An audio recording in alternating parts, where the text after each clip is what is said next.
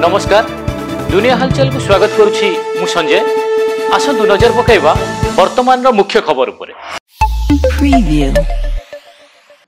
ब्रह्मपुर सदर थाना बाउंसिया पोली बेआईन गुटका कारखाना उपरे पुलिस चढ़ऊ बेले विपुल परिमाणर गुटका पैकेट सह मेसिन और प्रस्तुति सामग्री जबत एवं कारखाना रे नियोजित 5 जन कर्मचारी और मालिकों को अटक रखी पचराउचरा जारी।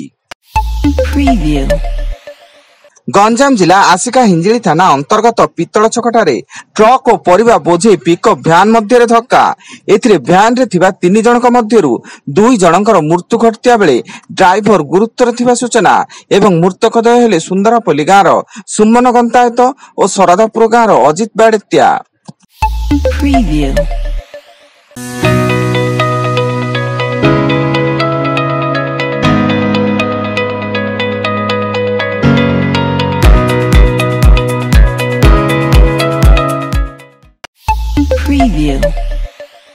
गंजाम जिला पुरुषोत्तमपुर थाना अधीन जगन्नाथपुर शासन गाँव में गणेश मूर्ति भसाणी करने जाई विद्युत तार लगी जनकर मृत्यु घटिया बेले अन्य जने गुरुतर हुई ब्रह्मपुर एमकेसीजी को स्थानांतर।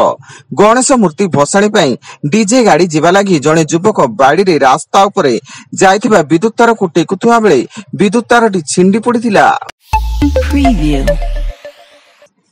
कलाहांडी जिला कोकोसरा थाना अंतर्गत गंभारीगुड़ा पंचायत चिकिली ग्राम रे किछि महिला और सचेतन नागरिक माने बेआईन देशी विदेशी मद दुकान को विरोध करी दुकान को भांगी नष्ट करिसेंती एवं कोकोसरा थाना को आसी मद दुकान संपूर्ण भावे बंद करने को थाना अधिकारी को लिखित अभियोग करिसेंती। Preview. Audio Jungle.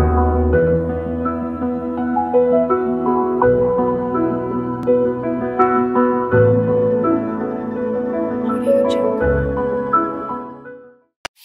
Preview.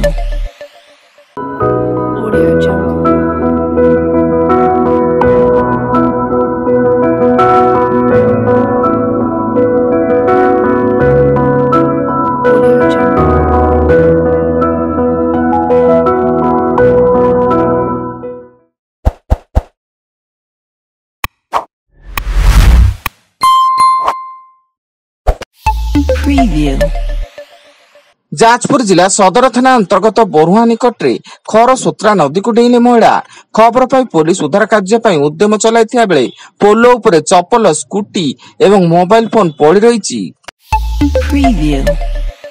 राजधानी भुवनेश्वर बापूजी नगर रो 2टी स्थान रे दुर्बृत्तक बोमा माड़ पूर्व शत्रुता को केंद्र करी एही बोमा माड़ होइतिबा संदेह करा जाउतबा बेले खबर पाई कैपिटल थाना पुलिस रो घटनास्थल रे तदंत जारी। Preview.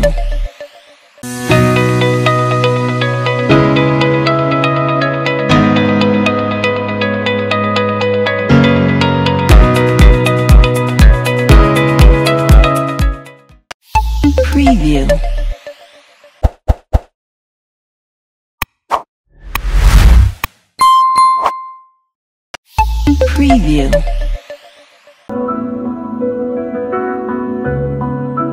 Audio Jungle.